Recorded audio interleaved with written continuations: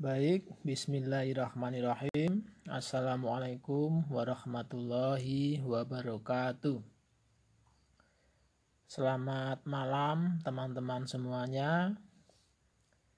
Kembali lagi kita di kuliah desa yang diselenggarakan oleh Inisiatif Desa.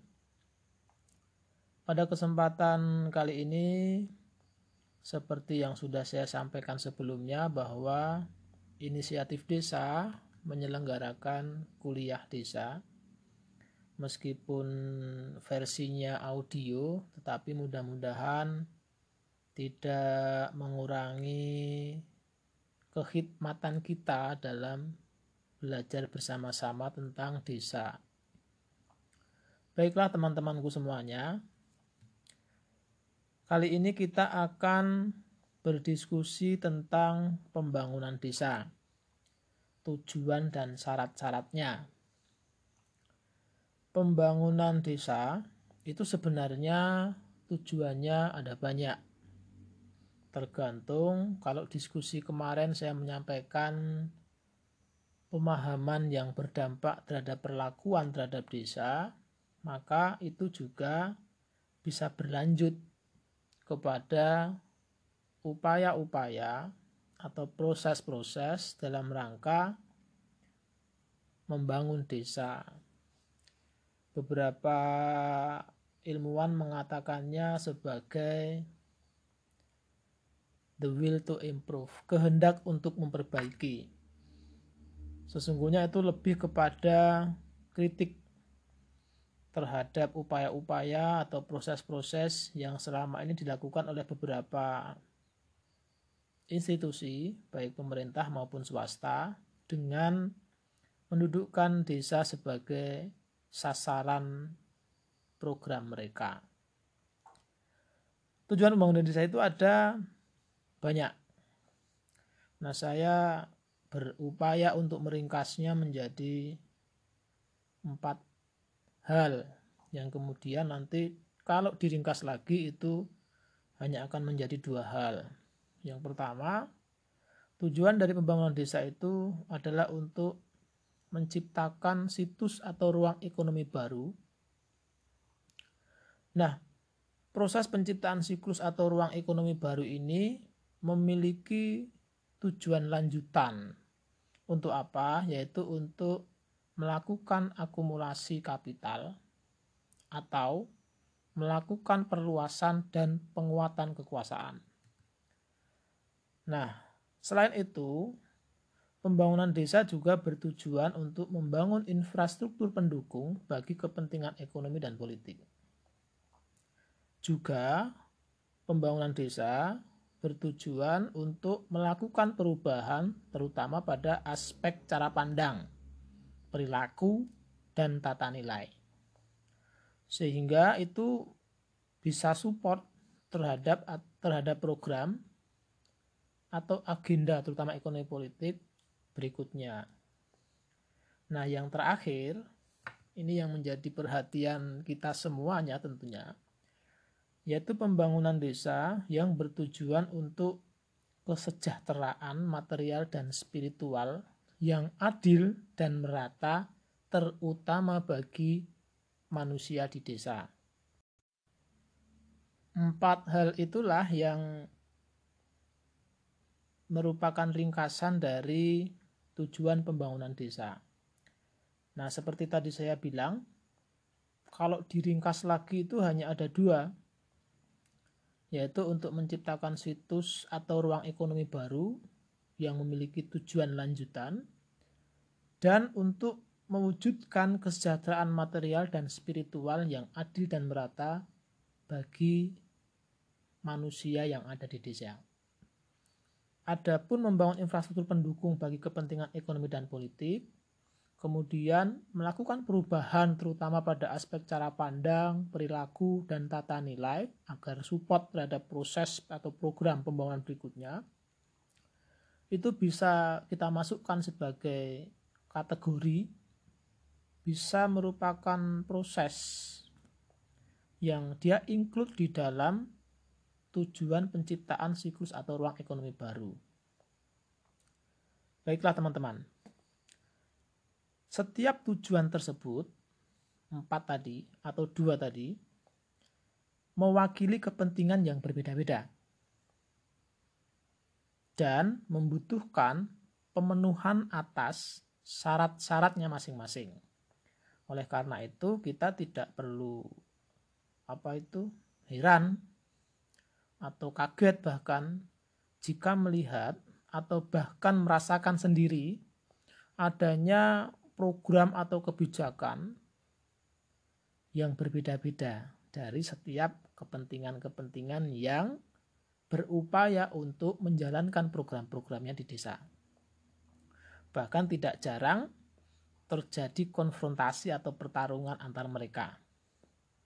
Sayangnya ini, setiap bentuk dari konfrontasi tersebut, terlepas siapapun aktornya atau apapun kepentingan yang melatar belakangi itu semuanya, hampir atau rata-rata atau bahkan sebagian besar selalu rakyat atau orang-orang di desa sebagai korban. Adanya konfrontasi tadi, adanya perbedaan program-program yang dijalankan oleh institusi atau kepentingan yang berbeda-beda, itu memang sudah menjadi konsekuensi logis. Kalau teman-teman mengikuti diskusi kemarin sebelumnya, yaitu konsekuensi logis dari cara memahami desa, kemudian perlakuan kita terhadap desa atau perlakuan institusi-institusi itu terhadap desa. Kemudian setiap tujuan, baik itu tujuan antara maupun tujuan final, seperti saya sampaikan tadi, selalu membutuhkan pemenuhan syarat-syarat untuk tujuan tersebut bisa tercapai. Nah, cara-cara yang dilakukan itu tentu saja banyak dalam rangka untuk pemenuhan syarat-syarat tadi. Nah, syarat-syarat tersebut secara sederhana terdiri dari 3 hal. Nah, ini monggo nanti teman-teman mau mengistilahkannya saya menggunakan pendekatan apa. Tetapi secara umum itu bisa kita kategorikan yang pertama sebagai syarat epistemologi, yang kedua syarat ontologi, kemudian yang terakhir syarat aksiologi. Yang pertama, pembangunan desa, bahkan ini bisa juga diterapkan untuk mencoba memahami proses-proses pembangunan pada wilayah yang lebih luas. Pembangunan kabupaten, pembangunan kota, pembangunan daerah, dan wilayah-wilayah yang lainnya. Tetapi kita sedang berbicara tentang pembangunan desa. Yang pertama, tujuan pembangunan desa yang untuk menciptakan situs atau ruang ekonomi baru, syarat epistemologinya itu harus ada proses untuk membangun wacana tentang apa? Tentang kebutuhan terhadap situs atau ruang ekonomi baru. Jadi harus dibangun satu wacana dan itu disebarluaskan secara masif, harus ada proses diseminasi sehingga masyarakat di desa maupun orang-orang di luar desa itu memiliki sense atau memiliki pemahaman, mendapatkan pengertian bahwa oh iya, ternyata kalau kita ingin maju, ingin sejahtera, maka kita memang membutuhkan situs ekonomi baru sebagai pemantik bagi tumbuhnya kegiatan-kegiatan ekonomi masyarakat di pedesaan. Selanjutnya apa? Setelah dibangun wacana itu, tentu harus ada pengakuan agar dia lebih kuat. Nah, ini mereka akan melakukan satu upaya untuk mendapatkan legitimasi. Biasanya proses legitimasi ini akan melibatkan para ekspert, baik dari perguruan tinggi, dari LSM, juga dari pihak-pihak yang mereka selama itu memiliki konsentrasi terhadap baik itu kajian maupun pendampingan terhadap desa. Nah, setelah itu maka mereka akan dapat mencapai common sense. Pemahaman bersama, persetujuan dari masyarakat bahwa memang di satu wilayah pedesaan tertentu itu pembangunan situs atau ruang ekonomi baru bentuknya bisa macam-macam, bisa bandara, kemudian bisa pasar, bisa mall, bisa hotel, bisa rumah sakit, bisa spot-spot ekonomi yang lainnya. Nah, itu bisa diterima oleh masyarakat, dan masyarakat dari kesadarannya, kalau Marx mungkin menyebutnya sebagai kesadaran palsu, itu ini memang harus dibangun di desa kita kalau kita ingin sejahtera. Itu syarat epistemologinya. Kemudian syarat ontologinya apa? Yaitu setelah dibangun wacana, kemudian mendapatkan legitimasi dari para expert, dari para elit, dari para tokoh di desa, akan dilakukan satu upaya untuk membuktikan secara material terutama bahwa semua orang membutuhkan situs atau ruang ekonomi baru. Nah, dari situ kemudian mulailah dibangun satu pilot project. Dari pilot project itu diupayakan untuk sebisa mungkin masyarakat itu memiliki pemahaman bahwa mereka sudah mendapatkan manfaat secara langsung. Nah, proses seperti itu kemudian disebarluaskan dan dilipat gandakan efeknya. Sebagai contoh, dengan adanya pembangunan bandara, maka ekonomi masyarakat di sekitar bandara akan semakin bertumbuh dan itu akan memantik aktivitas-aktivitas ekonomi di wilayah-wilayah lain di sekitar bandara. Atau misalnya dengan di desa Brosot dibangun mall, di mana dengan pembangunan mall itu masyarakat bisa menitipkan produk-produk dari rumah tangga itu di mall tersebut. Kerajinan-kerajinan hasil rumah tangga, kemudian makanan dari bahan yang diolah dari ubi, dari buah-buahan yang ada, atau dari palawija-palawija yang lainnya. Nah, dari situ mereka berusaha untuk membuktikan bahwa ini loh, dengan adanya situs yang kita bangun bersama-sama, kalian bisa mendapatkan manfaat dari situ. Yang awalnya kesulitan untuk menjual dagangannya, dengan adanya mall akan lebih mudah untuk memasarkan dagangannya. Setelah itu yang dilakukan berikutnya adalah membangun infrastruktur pendukung untuk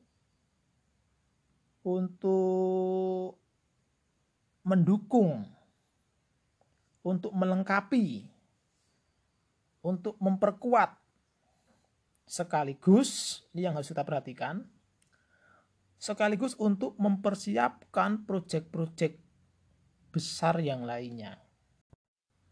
Jadi jelas, yang pertama tadi secara epistemologi mencoba membangun wacana, mendapatkan legitimasi, mendapatkan persetujuan dari masyarakat.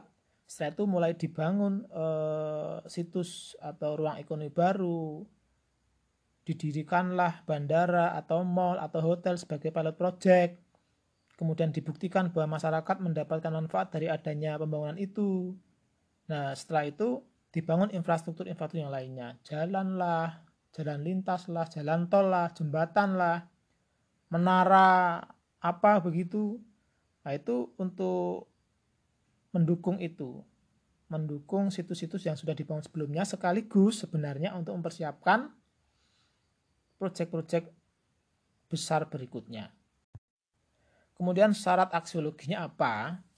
Yaitu mulai membuktikan secara konkret bahwa masyarakat benar-benar diuntungkan dengan adanya pilot project atau situs ekonomi baru tersebut.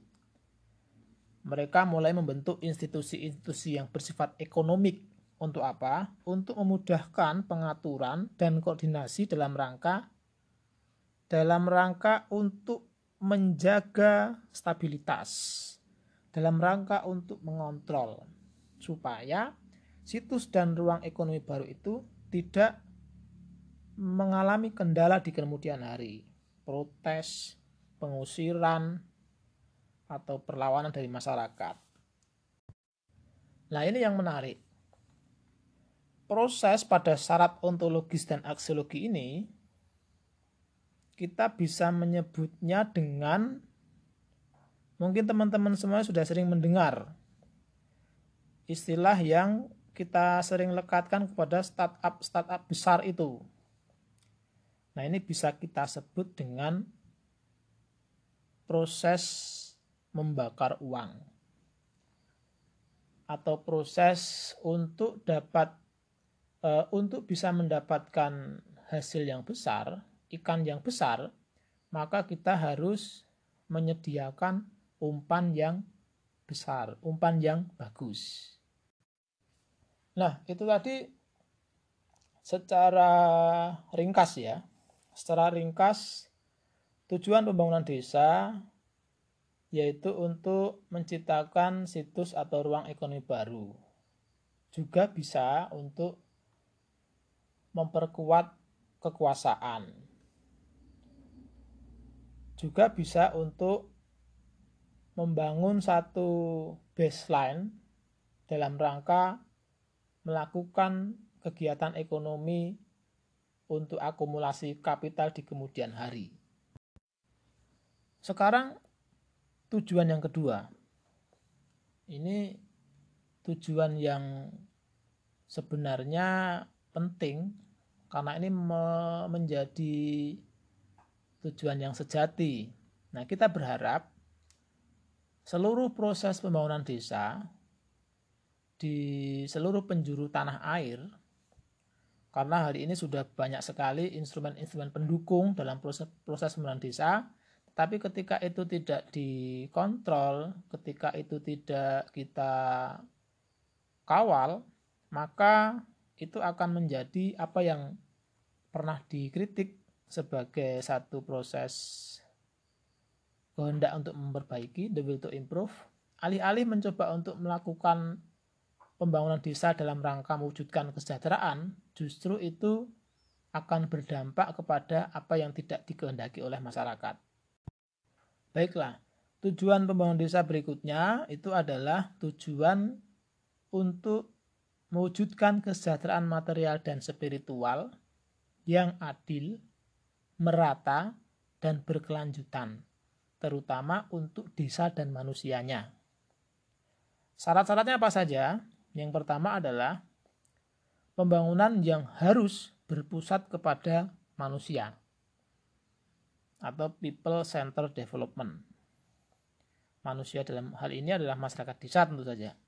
Kemudian yang kedua, pembangunan kelembagaan atau institution development. Yang ketiga, harus ada kepercayaan diri dari masyarakat desa, self-reliance. Selanjutnya harus ada orientasi kepada nilai, value oriented development. Dan yang terakhir tentu saja dia harus merupakan satu proses yang berkelanjutan, sustainable. Nah, yang pertama, apa yang dimaksud dengan pembangunan yang berpusat kepada manusia atau masyarakat desa?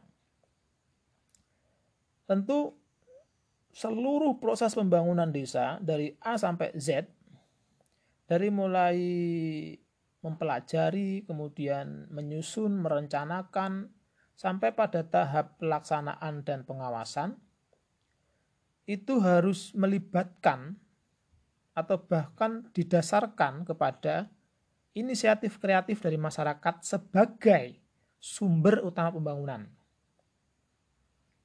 Selain itu juga harus meletakkan kesejahteraan material dan spiritual sebagai tujuan pembangunan.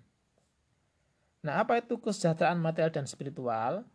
Kesejahteraan material itu gampangannya ya, sederhananya, itu yang berwujud sandang, pangan, papan, dan kebutuhan-kebutuhan sekunder yang pokok yang lainnya.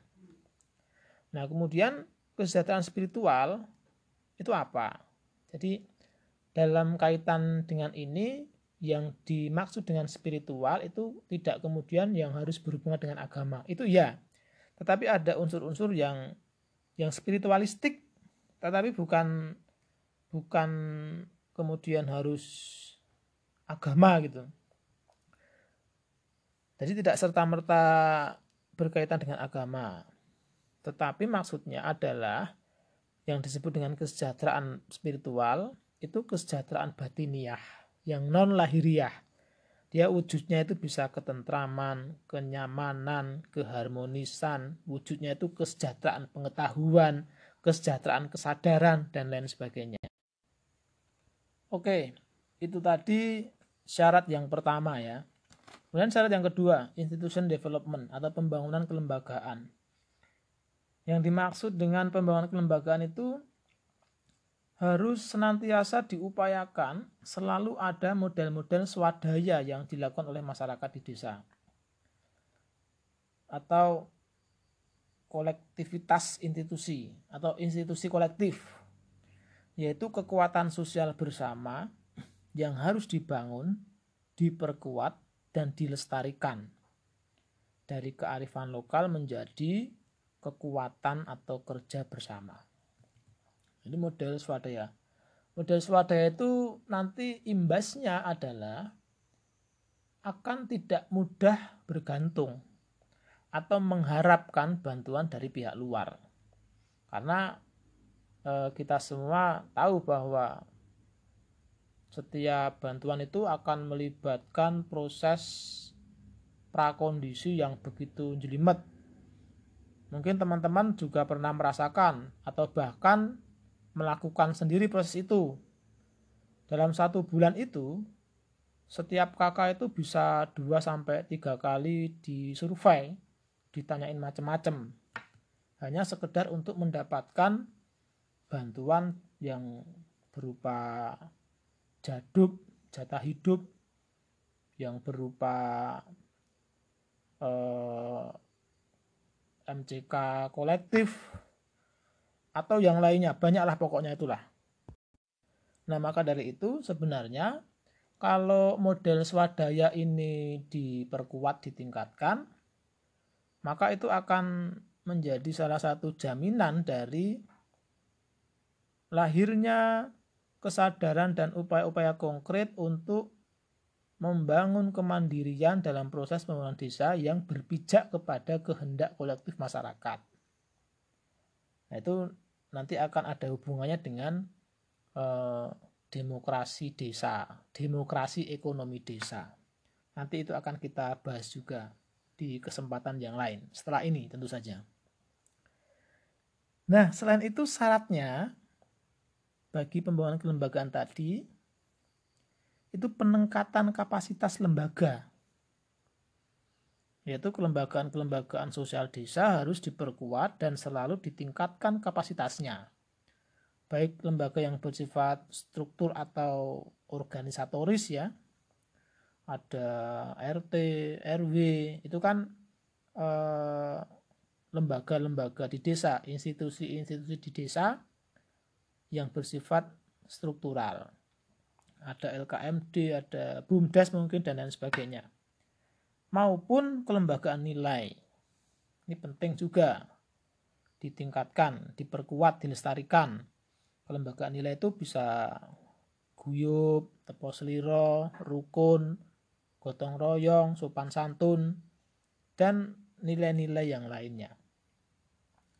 Kemudian selain itu harus ada optimalisasi peran lembaga.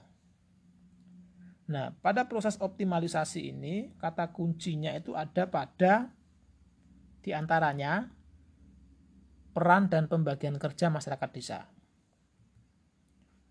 Kemudian transparansi, pemberdayaan, yang tidak kalah penting juga adalah partisipasi.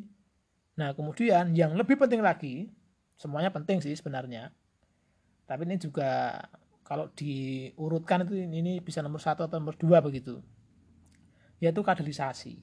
Harus ada proses kaderisasi, tidak bisa kemudian dari zamannya Mbah Dalijo sampai zamannya Alexander itu orang itu saja yang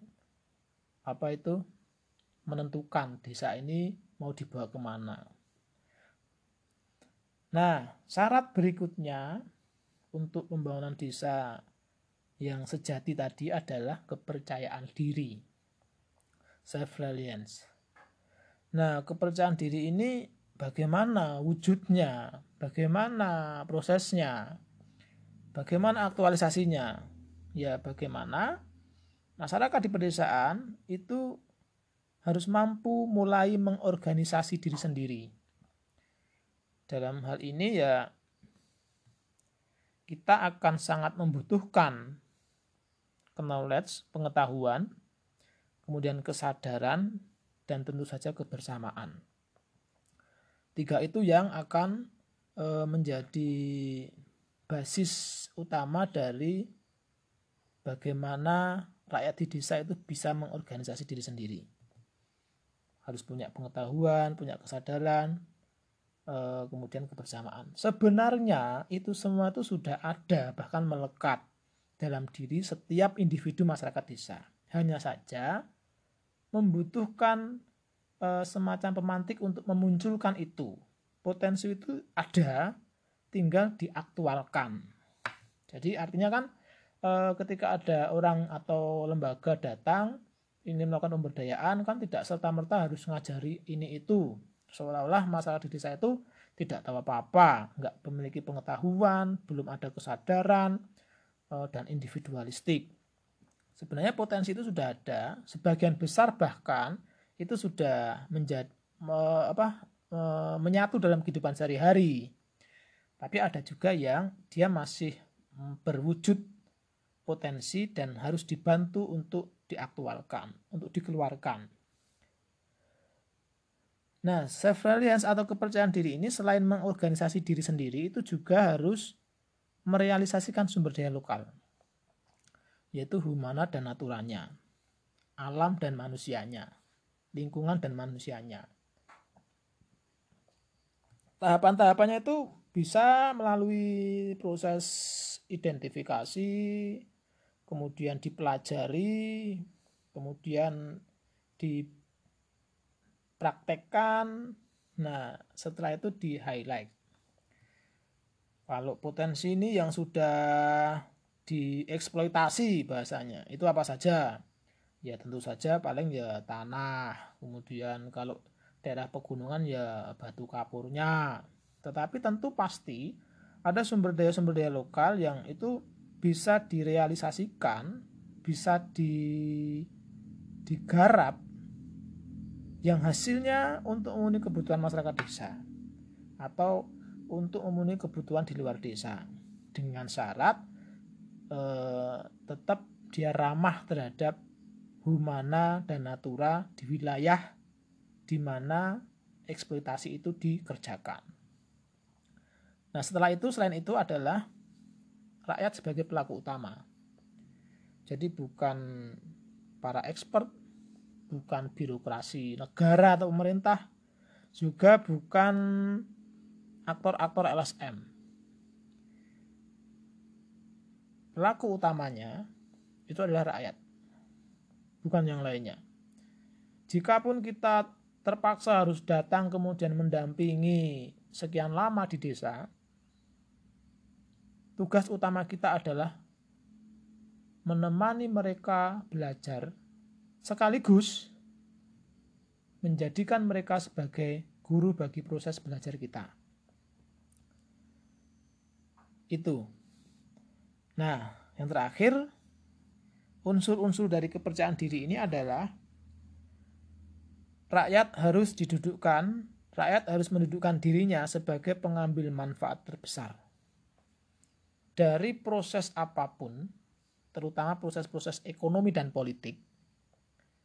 Itu tidak jarang terjadi, justru yang menjadi penerima manfaat yang mendapatkan keuntungan terbesar itu bukan rakyat, tetapi para konglomerasi atau mungkin LSM-LSM yang sekedar menjalankan program dari lembaga donor, dapat dana sekian, punya kurikulum program kayak gini dijalankan, sudah.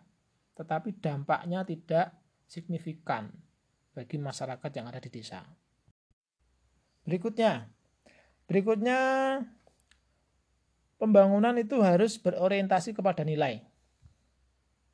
Ini untuk masih dalam tadi ya, pembangunan yang bertujuan untuk mewujudkan kesejahteraan material dan spiritual yang adil dan merata terutama bagi masyarakat desa. Yaitu orientasi kepada nilai, value oriented development. Jadi apapun yang dilakukan itu harus mempertimbangkan nilai-nilai. Nilai-nilai apa? Ya kearifan lokal, tradisi yang sudah sekian lama secara turun-temurun menjadi kekuatan utama bagi keberlangsungan kehidupan masyarakat di desa. Yang menjaga mereka, yang menggerakkan mereka, kemudian yang menyemangati mereka. Itu tidak lain adalah value, nilai-nilai atau kearifan lokal. Karena apa? Kearifan lokal ini juga merupakan bagian terpenting dari sistem nilai kedesaan. Nah, yang terakhir itu keberlanjutan. Bahwa setiap proses pembangunan, baik dalam skala kecil maupun besar, terutama yang diinisiasi langsung oleh masyarakat desa, itu tidak boleh hanya berhenti di situ saja. Maka dia harus berlanjut. Nah, keberlanjutan ini tentu juga memiliki syaratnya masing-masing. Bagaimana suatu program atau suatu proses pembangunan itu bisa berkelanjutan?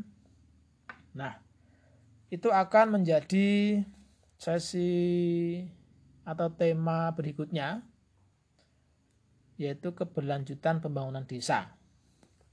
Kita akan berbicara tentang revolving rate, stability of membership, kemudian continuity of commitment, dan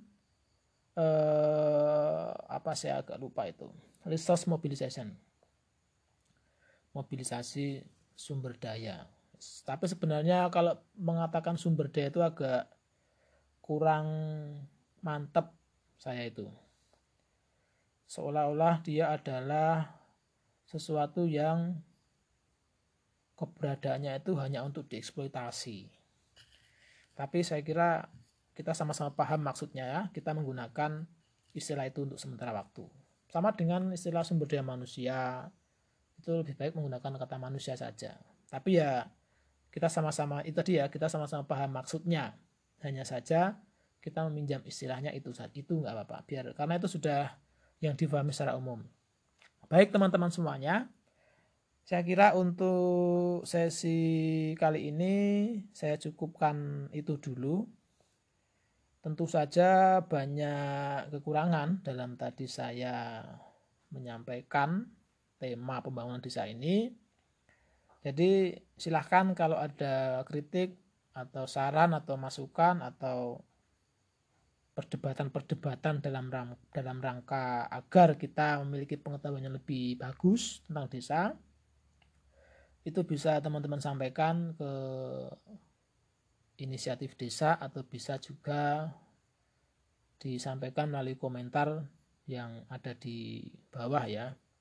Monggo kalau mau subscribe mboten napa-napa, kalau tidak juga tidak apa-apa. Yang penting kita sama-sama memiliki niat untuk belajar bersama-sama secara berkelanjutan.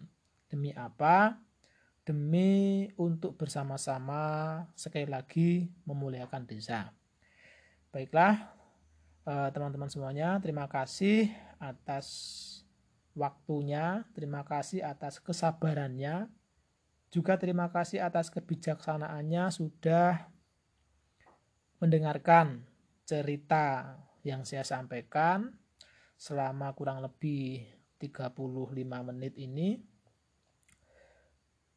Mohon maaf jika banyak salah atau kekeliruan. Itu adalah tanggung jawab kami dari Inisiatif Desa. Dan terakhir, selamat menjalankan ibadah puasa. Jaga imunitas, jaga kesehatan. Semoga kita semua tetap diberikan kesehatan, keselamatan, dan mampu melalui situasi pandemi ini bersama-sama, sehingga ke depan kita bisa kembali beraktivitas sebagaimana biasanya, atau semoga menjadi lebih baik. Terima kasih. Billahi taufik wal hidayah. Wassalamualaikum warahmatullahi wabarakatuh.